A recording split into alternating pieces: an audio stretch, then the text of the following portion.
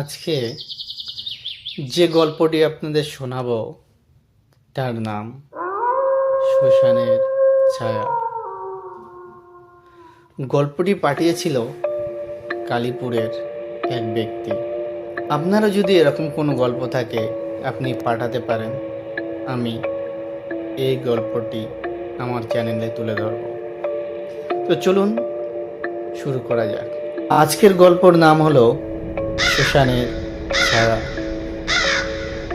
গ্রামের নাম ছিল কালীপুর।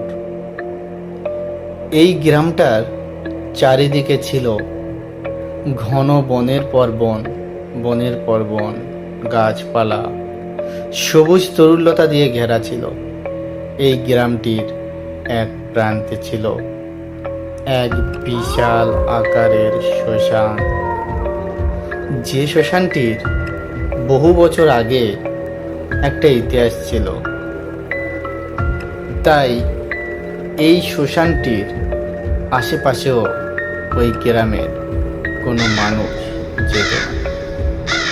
লোক মুখে শোনা যেত এখনো পর্যন্ত ওইখানে রাতে নিজে থেকেই আগুন জ্বলে ওঠে।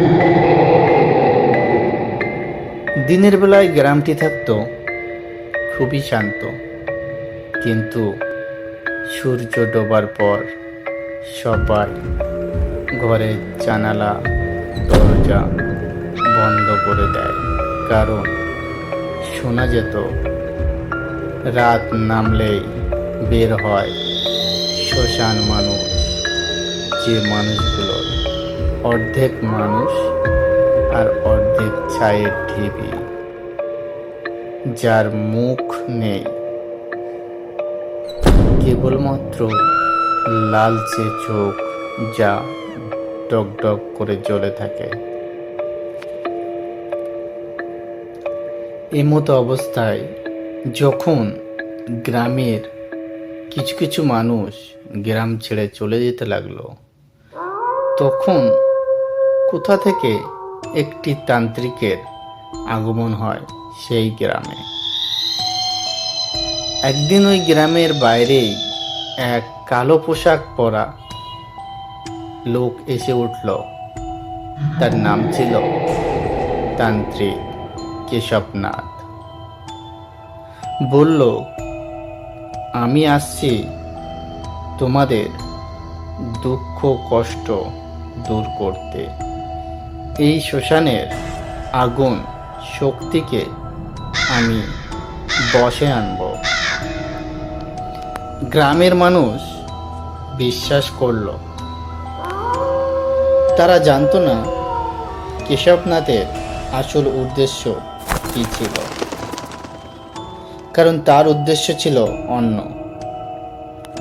সে চেয়েছিল শ্মশান দেবতার বলিদান সম্পূর্ণ করতে, যাতে সে অমর শক্তি পায়।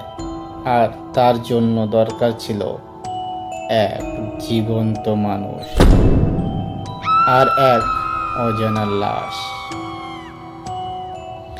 রাতের শ্মশান।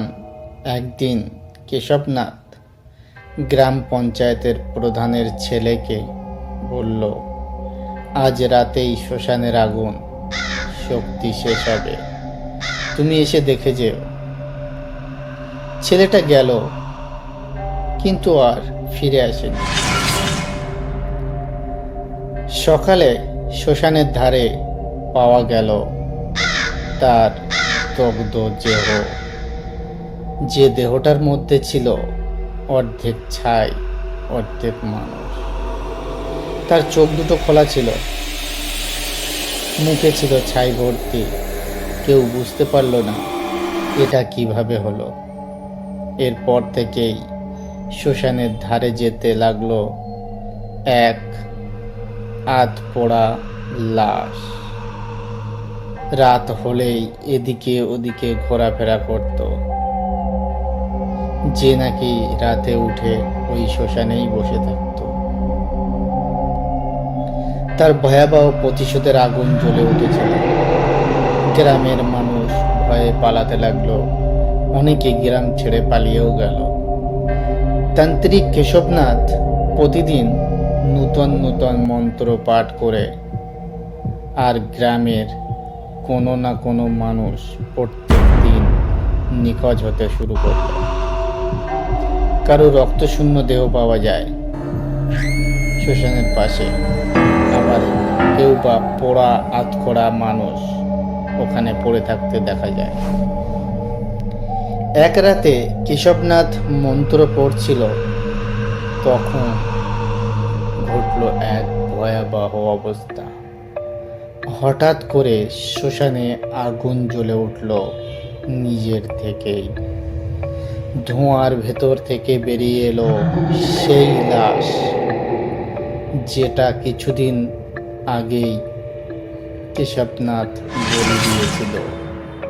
কিন্তু এবার সে দাঁড়িয়ে, মুখে পোড়া দাগ নিয়ে, চোখ জল জল করে জ্বলছে আগুনের মতো। এটি ছিল সেই ছেলেটি। কেশবনাথ হঠাৎ চমকে উঠল, এই লাশটা কিভাবে সম্ভব? লাশটা ধীরে ধীরে বলল, তুমি আমাকে বলি দিয়েছিলে, এখন আমার পালা। এরপর এক ভয়াবহ আর্তনাদ চিৎকার করে উঠল কেশবনাথ। তারপর তার দেহ ছিন্ন বিচ্ছিন্ন হয়ে পড়েছিল ওই শ্মশানে। শেষ দৃশ্যটাও সকালে গ্রামের মানুষ দেখল। কেউ কেশবনাথকে খুঁজে পেল না।